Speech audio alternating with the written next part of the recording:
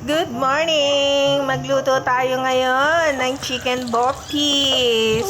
Sa anato oil, naglagay ako ng siling labuyo at saka luya. Saka ko ginisa ang sibuyas, bawang at kamatis. Then, sinunod ko yung chicken gizzard, yung liver, at saka yung heart.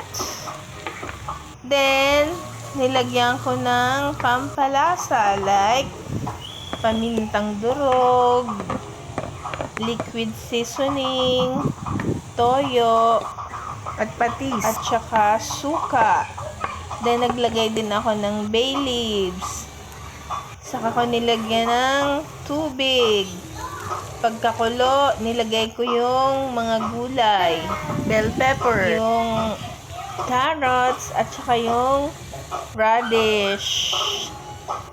Yun lang.